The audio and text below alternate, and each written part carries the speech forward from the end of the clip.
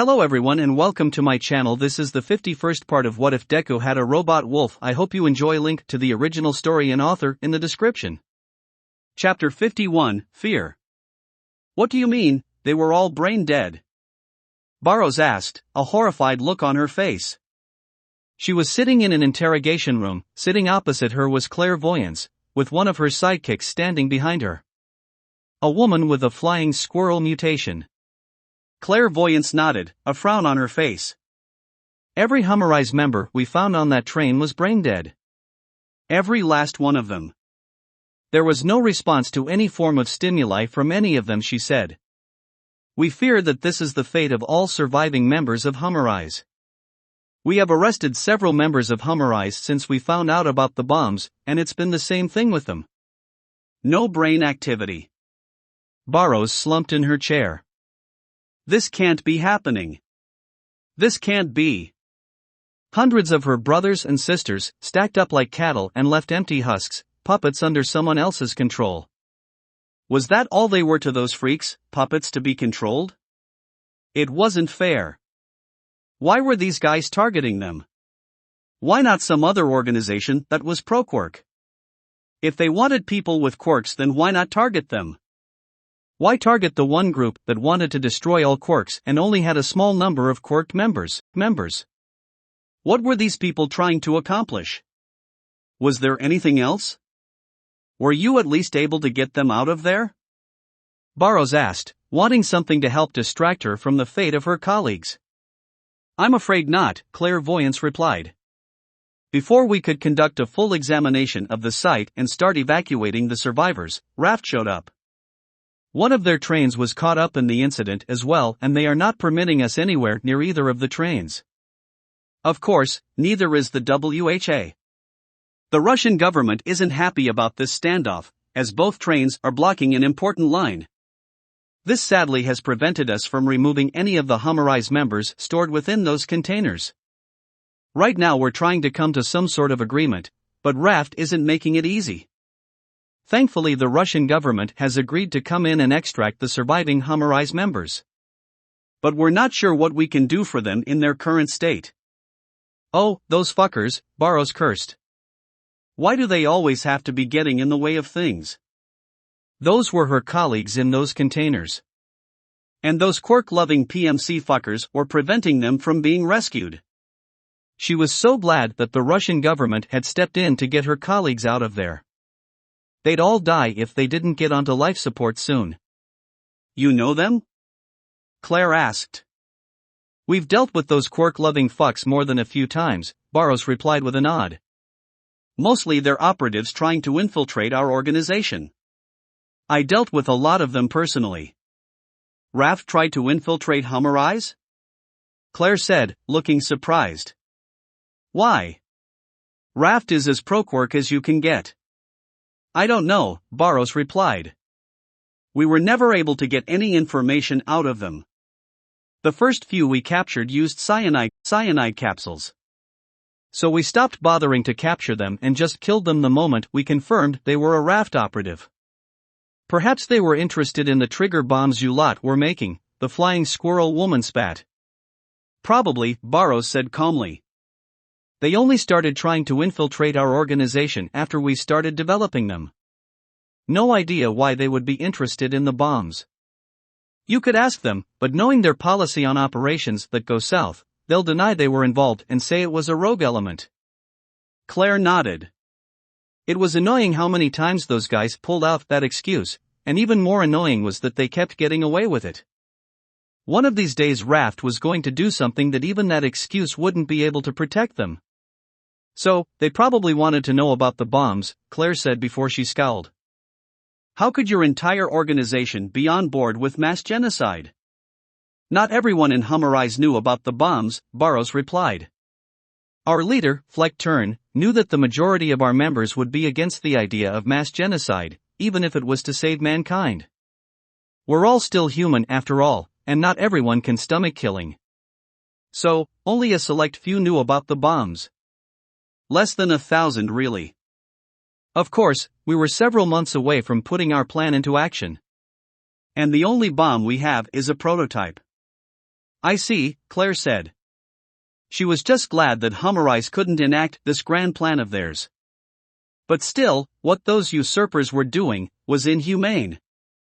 Turning thousands of people into puppets. It was sickening. Well, I do have some good news, Claire said. We have confirmation that 3 of the 4 people who have usurped Humorize are dead. The 4th is unaccounted for, but we have reason to believe that he's still alive. Thank God, Barrows whispered. That left one of the fuckers left. Sadly, it only made her slightly happy, as even if all 4 were killed, they couldn't bring back Humorize. Not when the survivors were nothing more but mindless puppets. If you want to track down the last one, be careful. It's probably the leader, Barrows said. He's stronger than the others. Oh, Claire said, and why's that? He's Dash.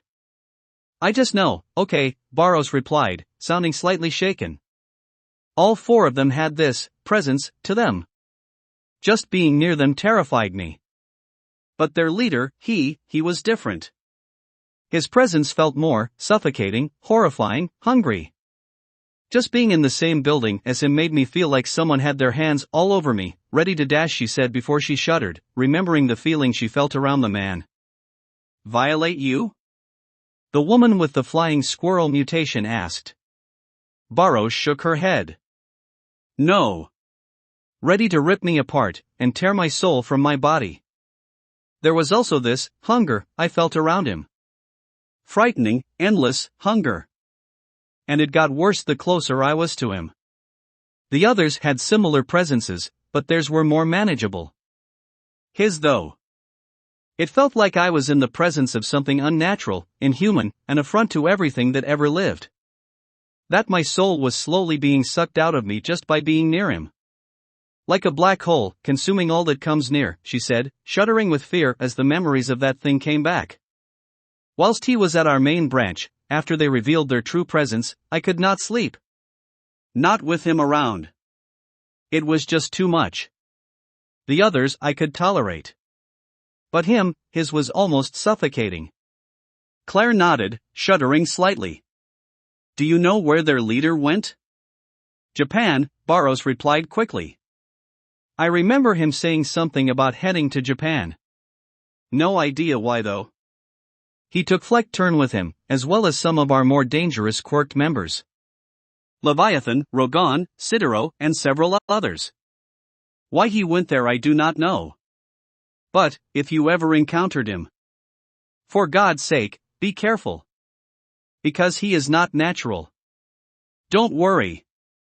If we ever meet him, we'll bring enough ordnance to take down a small country, Claire said. After all, you would need an army to take someone like him down. Barrows let out a sigh of relief. She didn't expect the heroes to take a threat like that so seriously. But, when said threat turned all of Humorize into mindless puppets, you can't exactly ignore it. Well, that will be all for today, Claire said as she stood up. Barrows frowned. Whilst she was glad the interrogation was over, she was wondering why they kept her around and asking her questions instead of deporting her to prison. Normally they would have done that by now, but they hadn't. She was still being held at Clairvoyance Agency. Why was she still here?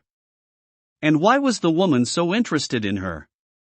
One of my sidekicks will be here momentarily to escort you back to your cell, Claire said before she and her sidekick left the room. The two walked for a bit before Claire said, you seemed irritated back there, Doreen. Doreen Musasabi, the woman with the flying squirrel mutation, shook her head, sorry. But, I just can't stand her. How can someone be so on board with a plan to commit genocide? Radicalization, Claire replied. Humorize is, at its core, a cult. People who join are slowly radicalized into following their ideas. It's slow, but it's easier if the person is willing to follow them. Barrows is one such person. I only hope we can help her. Is that even possible? Doreen asked. I don't know, Claire replied, shaking her head. But we have to try. They walked on for a bit more before Doreen said, why didn't you tell her everything? We only told her what she needed to know, Claire replied. She didn't need to know that something was taken from the raft train. Or who was responsible for taking the two trains down. Yeah, I'm going to have to agree with you on that one, boss, Doreen said. She doesn't need to know about Slice, she said before she smirked deviously behind her mask. You're gonna spank her the next time you see her? Claire whacked Doreen on the head, no horny during work hours. Sorry boss, Doreen groaned, rubbing her head. Claire shook her head. I have no intention of spanking her. She's a villain and needs to be brought down. The fact that she may be linked to these dreadnoughts only makes bringing her in all the more important. Plus, there were signs that something had been taken from the raft train, despite Raft saying that nothing was stolen. No doubt whatever it was taken by Slice. Whatever that woman took from that train is no doubt dangerous. We'll have to be careful when facing her. We have no idea what Raft was carrying on board that train. Understood, Doreen said. What about Hummer Eyes? What do we do about them? We prepare to head to Japan, Claire replied. With what's left of Hummer Eyes heading to Japan, we need to go there too. We know the dreadnoughts are hunting these usurpers down. This may be our only chance to catch one in the act. We cannot afford to waste it.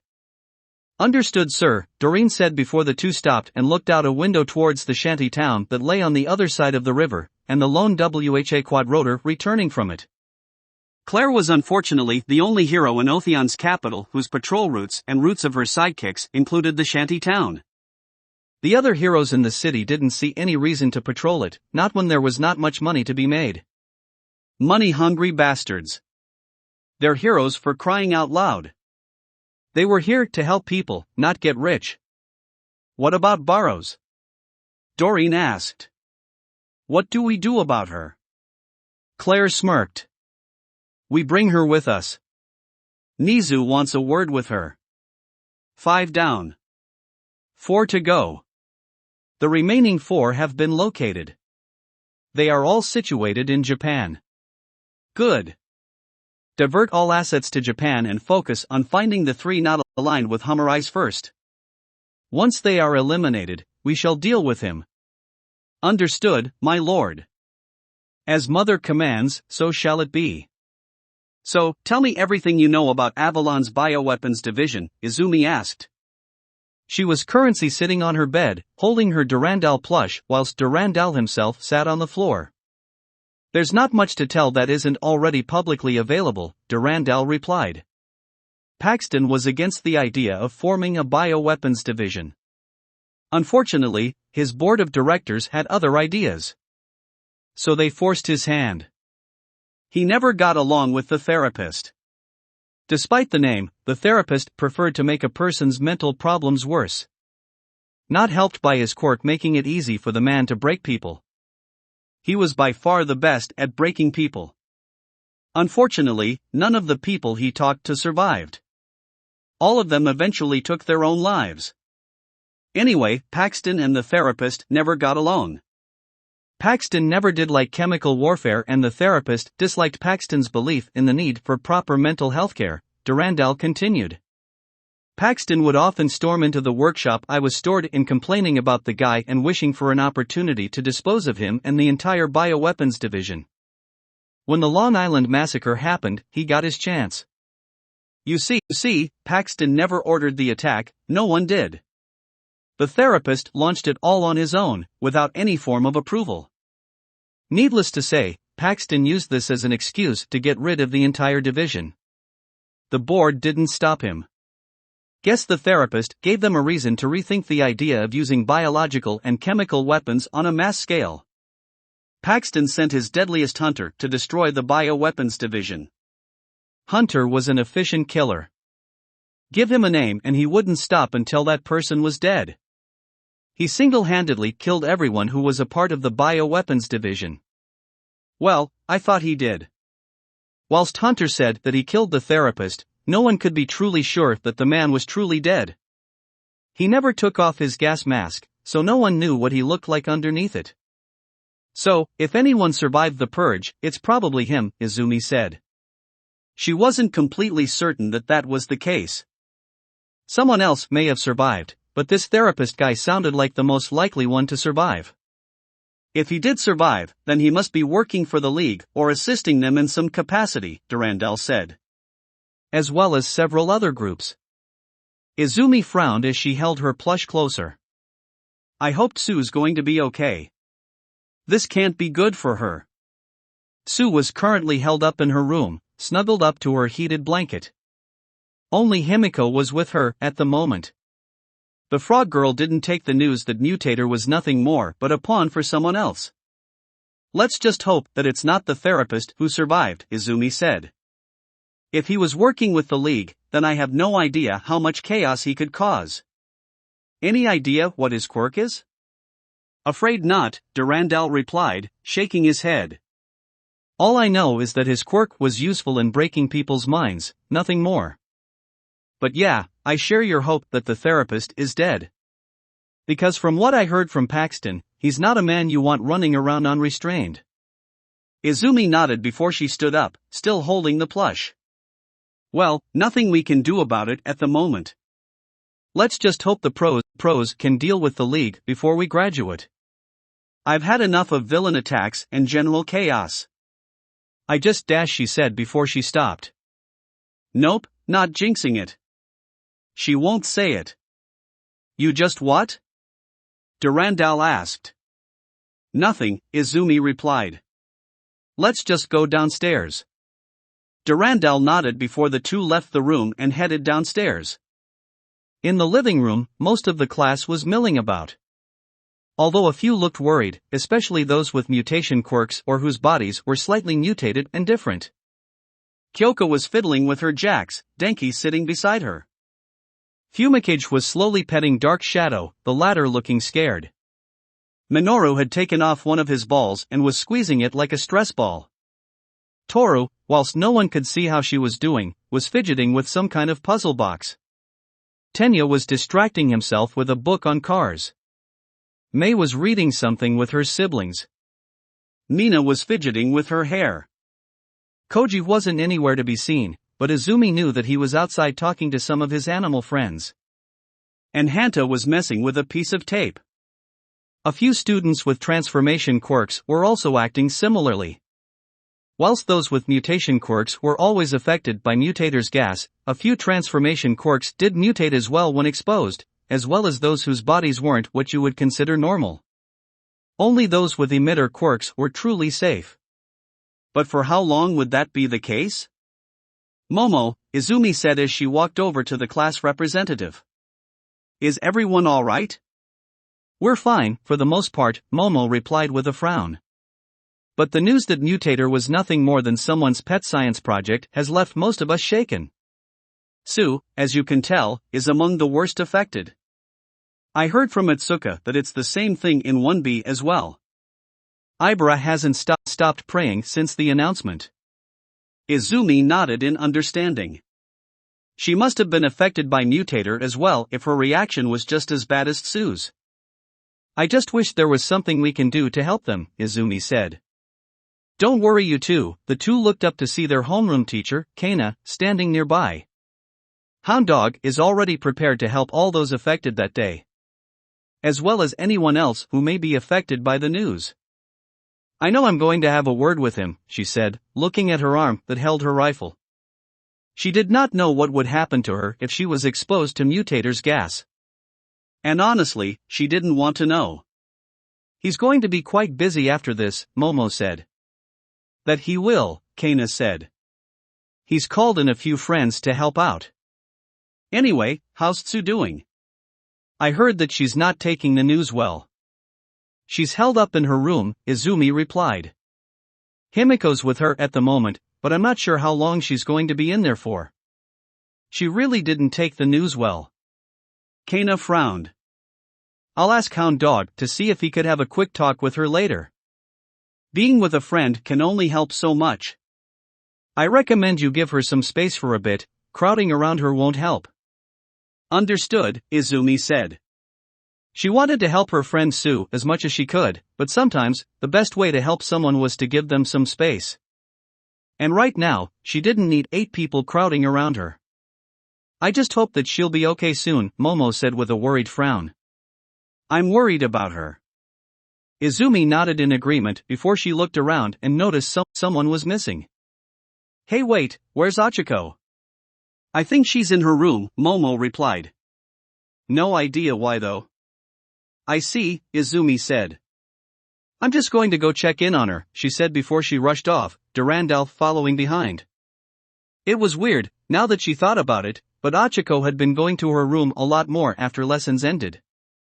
Every day she would just vanish into her room for half an hour or so and wouldn't come out. She didn't know why she was doing it, and when asked she said it was personal. Izumi was worried about her, but she wasn't going to push it. If it was something personal then she didn't want to get in the way of it. She just hoped that she would one day tell her what was going on. It didn't take her long to reach Achiko's room, and soon she found herself standing outside. With a worried look on her face, she knocked on the door. It's open, Achiko said, her voice muffled by the wall. But Izumi could tell that there was something wrong with it. It was quieter than normal. Izumi, worried about her girlfriend, slowly opened the door. The room was dark, with the only light coming from the projector projecting an image of the Abyss Cloud Nebula. Achiko was laying on her bed, tears in her eyes as she looked up at the projection. Achiko! Izumi cried as she rushed over. Are you okay? I'm fine, Achiko replied with a sniffle. You don't sound fine, Izumi said, sounding worried as she sat on the bed. Achiko looked up at her before she shuffled over and rested her head on Izumi's lap. A deep blush formed on her face, but she tried to rein herself in. Something had made Achiko upset, and she was going to be there to help comfort her. She slowly moved a shaky hand towards Achiko's head and gently started to stroke her hair. So, Izumi said nervously. What's wrong? Achiko sniffled. It's personal, I'm afraid. I can't tell you. I'm sorry. Izumi frowned. Are you sure? She asked. You seem rather upset by it. You sure you can't tell me? Quite sure, Achiko replied quietly. I'm sorry about this, Izumi, but it's not something I'm ready to talk about. Okay then, Izumi said with a frown as she continued to brush her fingers between Achiko's hair and removed any knots she found. But if you ever wish to talk to me about it, I will listen, I promise. Achiko frowned slightly and nodded. She closed her eyes, letting Izumi continue to brush her hand through her hair. She wanted to tell Izumi what was wrong, but that would mean revealing something she was not ready to reveal, not yet. She just wasn't ready. Soon, perhaps she'll have the confidence to tell Izumi the truth. But at the moment, she wasn't ready to tell her. Not yet. She sighed as Izumi continued to brush her hair. Their final exams were coming up in a few weeks. Hopefully, once they have passed, she'll be ready to tell her. Tamura was having a good day for once in his life. Jiren had been successful in gathering the escaped convicts he had talked about. And now, the four villains stood before him in the bar. The man called Volcano was a tall man with a very muscular physique. He had large brown eyes and orange, flame-shaped hair. He wore a baggy navy blue bodysuit, very bulky, rock-like boots, gauntlets, and shoulder pads, as well as an orange belt and gas mask. Beside him stood Curator, an average-sized man with short, messy black hair, and a tired-looking bagged eye. But that was on the right side of his face. The left side was covered by a gray diving helmet with barnacle-shaped protrusions, with a large metal collar around his neck. He wore a plain black suit underneath a flamboyant, light purple coat with a tall collar, lined with white fur. Behind them stood their respective minions, teammates, servants? He wasn't really sure. Behind Volcano stood Gustboy, a young man with light brown skin and a lean build. He had grayish-blue hair tied into a ponytail. He had an elongated face, causing his mouth to protrude forward like a bill. His fingers were also larger and orange. Behind Curator stood Bearhead, a very well-built man who had the appearance of a brown bear. As such, half of his body was covered in thick, brown fur, and his face was shaped like a bear's head. And his fingers had sharp claws at the ends of them. "So, you're curator and volcano," Tamura said as he looked at the two men. "I did some research on you too, and I must say, I'm quite impressed with your work. Curator, your takedown of the pro-hero alchemist was very impressive. Using the man's own potions against him. Very ingenious." "He was overconfident," Curator said. "He didn't think his own concoctions could be used against him. I simply proved him wrong." "And Volcano, your robbery of the Corfo Bank," Tamura continued. "That was a lot of gold you stole. And melting it all down into a ball to make moving it easier. That was impressive." "Indeed it was," Volcano said, his voice deep. "And the authorities have yet to find it too. Where did we end up leaving that big ball of gold?" Gust Boy asked. "We haven't found it yet either." "You are?" Volcano said, looking up with a confused look on his face. "Bugger. Seriously, you forgot where you hid the gold," Bearhead scoffed. "Some thieves you are." "We were in a hurry to hide it," Volcano retorted. "It's not easy to remember where you hid a big ball of gold when you've got All Might and 30 other heroes chasing you." "He has a point," Bearhead, Curator said. "With numbers like that after you, it'll be a miracle to remember where you hid something, even a big ball of gold." "Any idea where this gold is?" Tamura asked. They were tight on cash and a big ball of gold would certainly help them. "No idea." "Somewhere in or near the Tama River," Volcano replied. "It was late at night, and All Might was harassing us. It'll be a miracle if anyone finds it now." Meanwhile, at UA. "So, Kanako," Bunny said as she and UA's librarian stood before a large, rough ball of gold. "Why do you have this?" Kanako turned her head towards Bunny, a large smirk on her face. "Spite. And potential retirement funds." Back at the League's HQ, Tamura sighed. "Oh well, we could have used the funds," he said before he picked up a glass and decayed it. "This is what I can do." "Strong, yes, but it's not enough to bring down the symbol of peace. To do that, we have to break him first. And I'm sure you lot can help me achieve that." "As long as you can help me achieve my dream to dominate humanity, I'm in," Curator said. "Seriously? Dominate humanity?" Volcano scoffed. "That's a hefty dream you have there. Think you can really achieve that?" "Oh, we can help you achieve that, and whatever other dreams you have as well," Tamura said with a smile. "If you've been paying attention to the news, then you would know that we came close to killing All Might himself. Only failing because we had some Avalon griefers show up and mess things up. Had we not been interrupted, then we would have killed All Might and ended the symbol of peace there and then," he said before he stood up and faced them. "With All Might dead, Hero Society would fall apart, and we'd be free to do whatever we want. Can't you just, I don't know, sick another one of those Nomu on him?" Gust Boy asked. "Because the one designed to kill him was killed," Tamura replied. "He opted not to tell them that he was the one who killed it. It's not easy to make a Nomu, especially one designed to kill the symbol of peace. Besides, kill him now and we'd make him a martyr. We need to break him first and ruin the public's opinion of him. Only then can we kill him. So, what do you say? Do you want to bring down this corrupt society?" Volcano smiled behind his mask. "Count me in. Those pesky heroes keep getting in the way. It'll be easier to take what I want without them around." "It'll certainly be easier to complete my goals with All Might no longer around to mess things up," Curator said. "Good, because it's been boring with just you two around," a new voice made itself known. Sitting in the back of the bar was a man with gray skin and wearing a tattered cloth mask, a red scarf, and baggy pants. The man only went by the name Stone Crusher, no idea why he called himself that. His quirk didn't give him control over stones, but summoned for ethereal fists that can beat the shit out of someone. At first, Tamura was wary of the man. He was a Stain follower, and so far they hadn't had a good track record.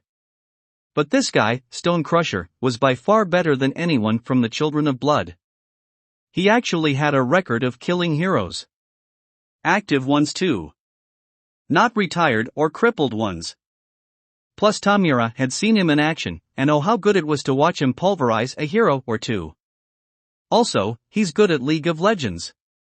It's always nice to have competent teammates on your side. You're a Stain follower, right? Curator asked. Indeed I am, Stone Crusher replied. Call me Stone Crusher. And no, I'm not like those idiots from the Children of Blood. They were a mockery of Stain and his ideals. Unworthy to be called followers. I am a true follower of Stain. I had a brief alliance with the group, Tamura added. And I was very disappointed by them. Plus their leader just wouldn't shut up. That, and he killed Hero Stain had already crippled, which was just a waste of time. No point in killing defenseless NPCs. They never offer a decent amount of EXP. Yeah, I heard about them. Volcano said. At least their leader's confrontation with Endeavor was an utter failure. If anyone's taking him down, it's me. I will prove to that arrogant bastard that I'm the hottest one around. He said loudly. Followed by an awkward silence as both he and Gust Boy looked around, looking like they were expecting something or someone to say something. You know, it's a bit weird not having Dusty Ash around, Gust Boy remarked. She would have made a lewd remark by now. Well, it's her fault for getting in the way of my attack, Volcano said. That way she might have survived the riot, he said.